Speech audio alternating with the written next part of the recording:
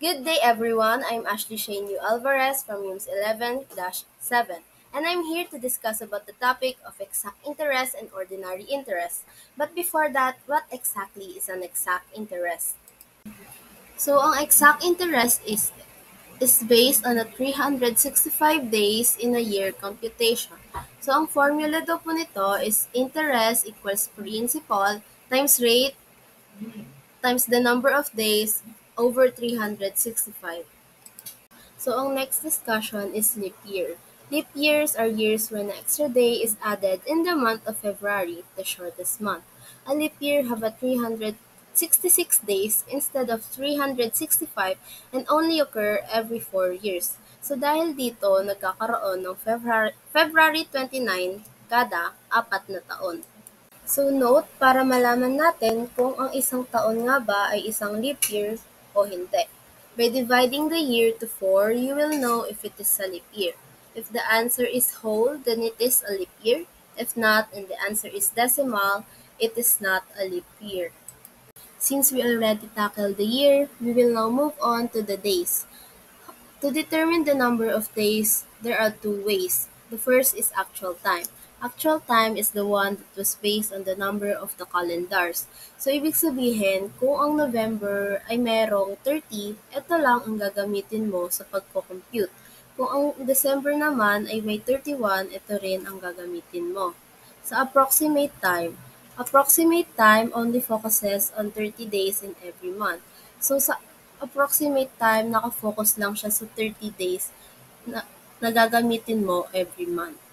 So, para mas lalo pa nating maintindihan ang actual time at approximate time, gumawa ako ng example para makita pa natin kung ano ang difference at ng actual time at approximate time.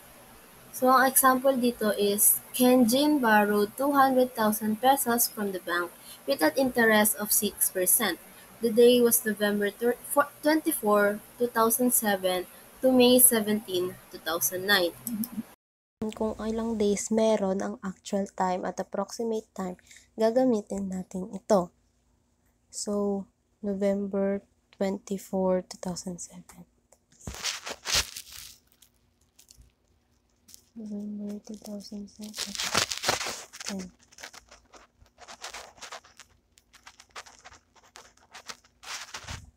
Then dito din.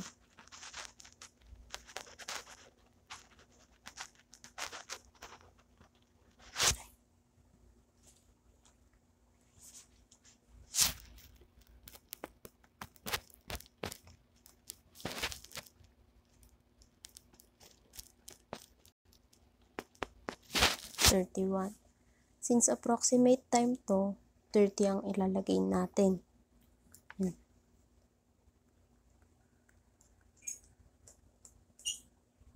Isang buong taon to, so 360. Since ang 2008 is a leap year, 366 days ang ilalagay natin. Tapos dito, 360 lang. Yan. January 2009.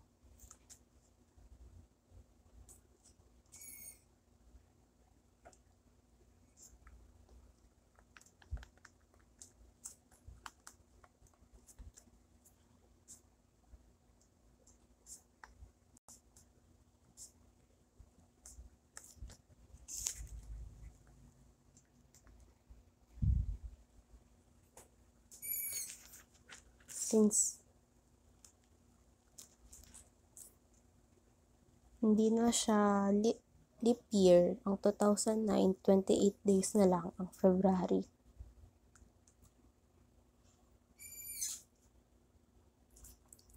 Then 17. Tapos dito, 30, 30, 30, 30, 70. So, ang total niyan lahat ay 340. At ito naman ay 533.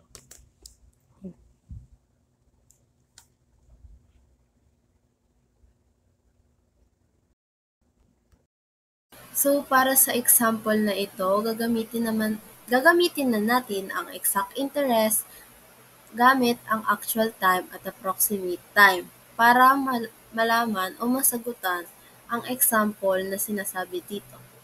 So, Griffith invested 32,900 pesos from a bank with an annual interest rate of 8% and was made on January 19, 2016 and was due June 24 of the same year. Find the exact interest using actual time and approximate time. So for our next example, ito. Griffith invested 32,900 pesos from a bank with an annual interest rate of 8% and was made on January 19, 2016 and was due June 24 of the same year. Find the exact interest using actual and approximate time. So, ang una natin gagawin dito is hanapin ang actual time. So, the month and the actual.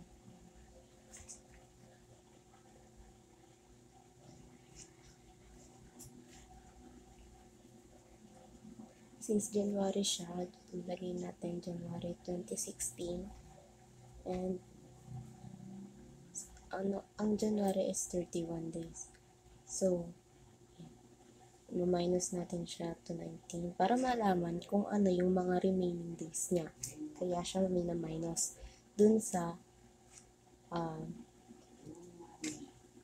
days ng month na yun.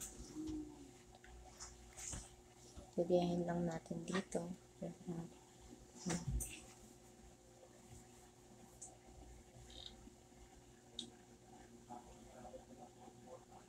Ayan.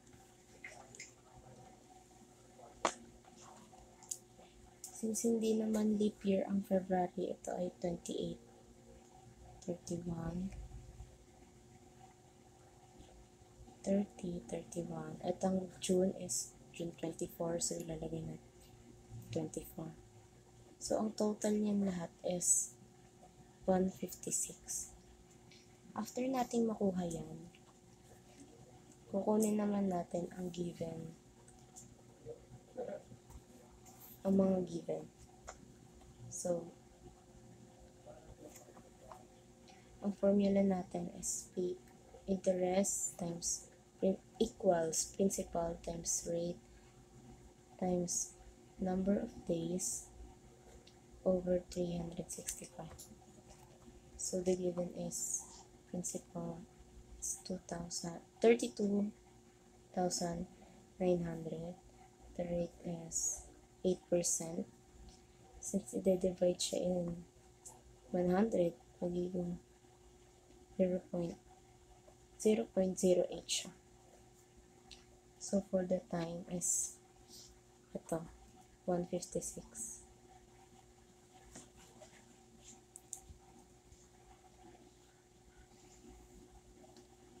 Ngayon, lalagay na natin I equals PRT. So, itatransmit lang natin siya. So, ang principal is 22,900 times itong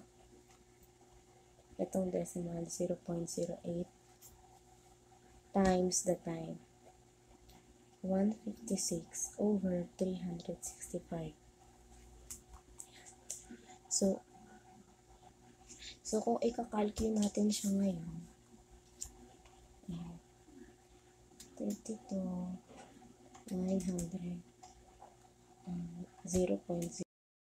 Yung pag-calculate natin is 32,900 times 0.08 times 156 divided by 365. Ayan po yung kinalagasan. So, ayan. Since nakat yung video. Ayan. So, after nyan, ang kukunin naman natin is the approximate time. since ito lang yung actual time. So, ganun din.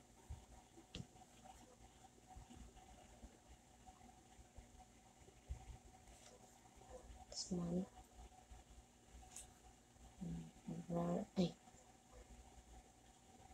January, February, March, April, May, June.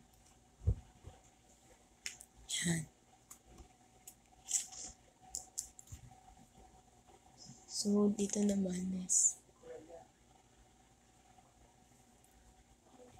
since approximate na tayo, hindi na 31 ang gagamitin natin. Lahat na yan ay 30. So, 30 minus 19 equals 11. So, lahat yan is 30 even February, 30, 30, 30. Except sa June, which is 24. So, ang total niyan is 155.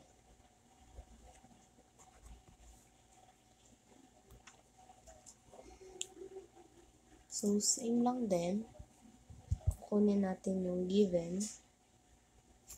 which is yung principal, rate, and time.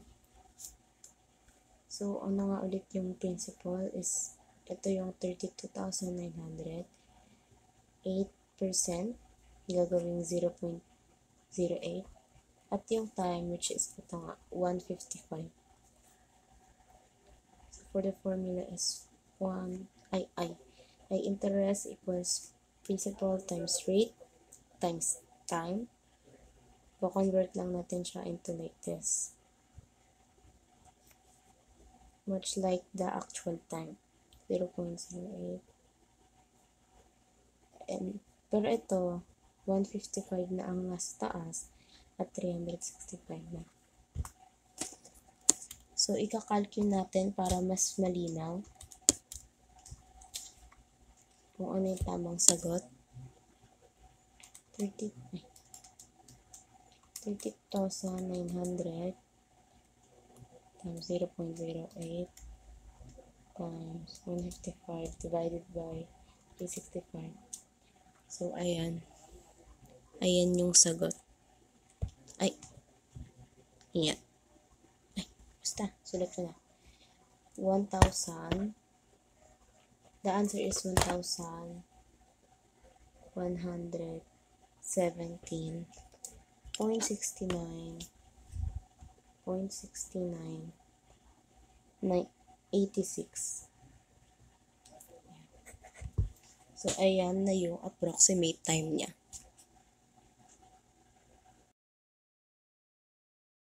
So, ordinary interest. Ordinary interest is based on only 360 days in a year. So, bakit nga ba 360 days lang? Kaya siya tinawag na 360 days lang ay dahil ito daw ay mayroong lamang approximation na each month ay may 30 days. Ang method din na ito ay tinatawag na Banker's Rule. So for this example, we will be using ordinary interest using actual and approximate time to answer the question in here. So, Sian borrowed 200,000 pesos from a bank with a simple interest of 11% and was signed on April 1, 2019 and was due July 22, 2019 of the same year. Find the original interest using actual and approximate time. So, for the ordinary time, example is Sian borrowed 200,000 pesos from a bank with a simple interest of 11% and was signed up on April 1, 2019 and was due July 22, 2019. Find ordinary interest using actual and approximate time. So, tulad ng ginawa natin sa exact interest, ang unang kukunin is the actual time. Same lang din. Yan naman. So, April 2019.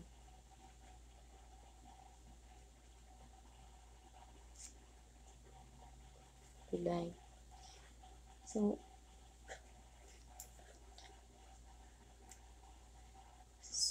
30 minus 1 is 29.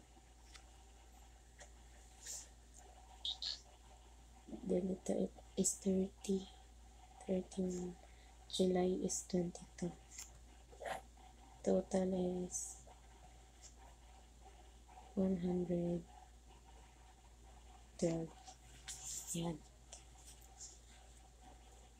Dito rin is kukunin yung given. So the principal is, alright, is 200,000 pesos. The rate is 11%. I-divide sa 100, so magiging 11.11%. Then yung time is ito. 1, 2. So the formula na i-convert yung principal rate and time like this times rate, then 12. Since ordinary interest na ang pinag-uusapan, 360 na ang ilalagay natin dito. Ayan. Para mas makasigurado, i-calculate natin. 200. Ayan. 0.11. Then 1, 1, 2 divided by 360.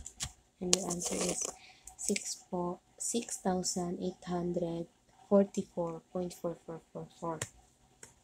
Yeah. Ayan.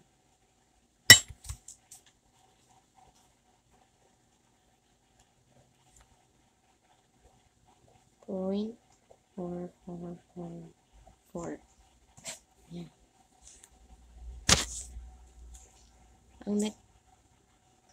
So the next one is approximate time. Same lang din. Month, April, May, June, July. Then approx.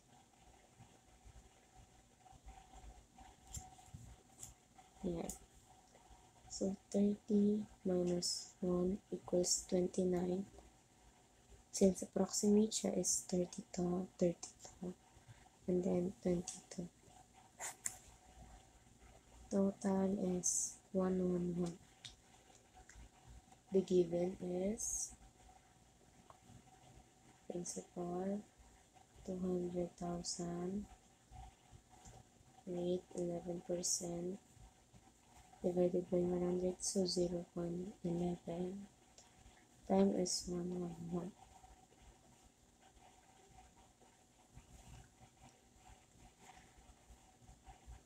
So, i-convert lang ulit natin into like this.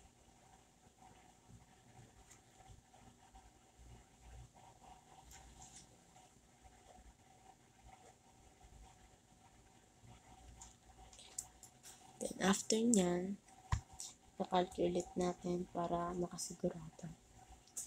Ito, 0.11. 111 divided by 360. Ayan. 6,700. 6,700. Ay, hindi. Oo, 6,783. 6,783.3333. Yan. So, yun lang.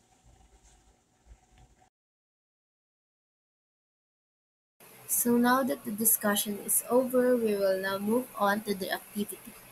For the activity, John wanted to surprise his wife with a new house, so he borrowed 600,000 pesos from the bank with an interest rate of 7%.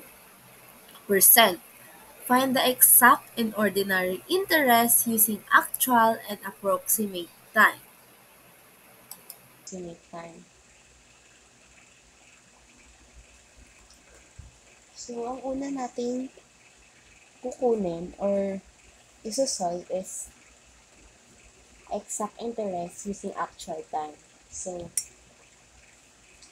gagawa ulit tayo ng board para malaman yung days ng actual and approximate time.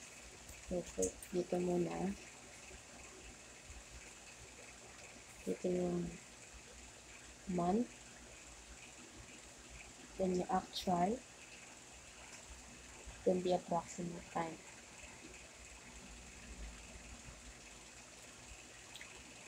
Big ka na. Since February ito, yan.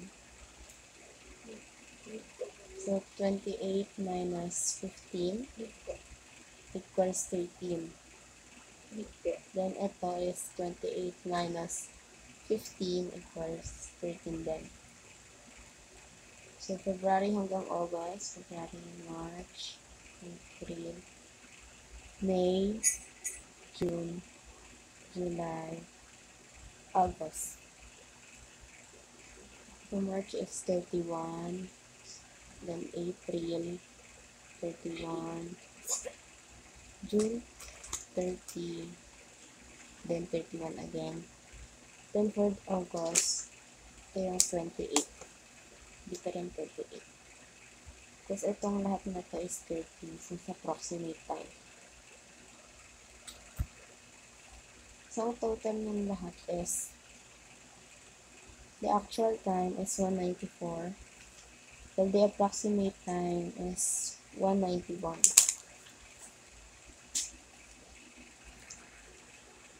Lumipad. So, tapos na tayo dito. Gagawin naman na natin to since alam na natin yung table. Exact interest is yung actual time. So, ano lang din ulit yung given, principal, rate, time. So, 600,000. Yung rate is 7 divided by 100. So, 0.07. So, the time is actual. So, 194. Then, the formula, interest equals PRT. To convert, 600. 0.07 times 194 over 365 since exact interest pa lang yan. So, ikakalculate natin para alam 600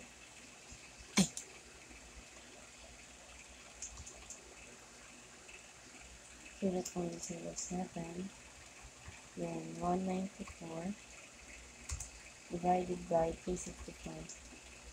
So, ang sagot is 22,323.2876. So, ito ang answer sa exact interest using actual time. So, next is letter B, exact interest using approximate time. Ganun lang din. PRT, kukunin yung given. Rate, 107, then 194 din. I know, hindi siya 194. Since approximate time siya, 191. Mali ako doon. So, formula is PRT. Pa-convert, 600,000. Ay, 0. Times 0.07 times 191 over 365. Ganun lang din. Ikakalculate natin para makasigurado. 600, 0.07, 191 divided by 365. So, ayan. Ayan yung answer.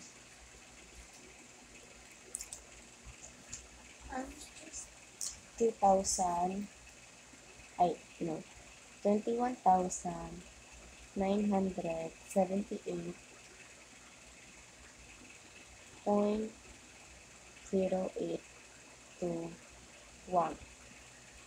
Yan. Since tapos na tayo dyan, sa ordinary interest naman tayo, using actual and approximate time. Love. So, P 600 or 7%.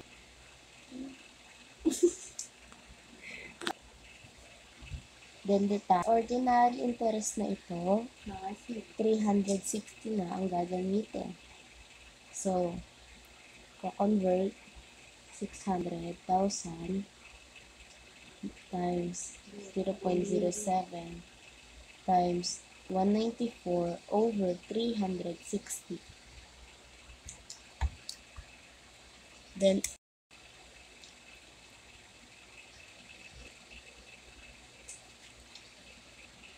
$600, 0.07, 194 divided by 360. Yan. Ayan yung tama. Ito, 22,633.3333. Yan. Then for the last is ordinary interest using approximate time na. So, ganun lang din. 600,000 plus rate is 7% divided by 0.07 times 191 since approximate time. Ganyan, i-convert 600,000 times 0.07 times 191 over 360. Ikakalculate lang din ulit natin. 600, 0.07, then 191 divided by 360, then this is the answer. So, 22,283.3333. Ayan na ang tamang answer. So before we end this video, I will give you a quote for you all to be motivated. This is said by George Cantor. So in mathematics, the art of proposing a question must be held of higher value than solving it. That's all. Thank you for watching my video and see you again next time. Bye!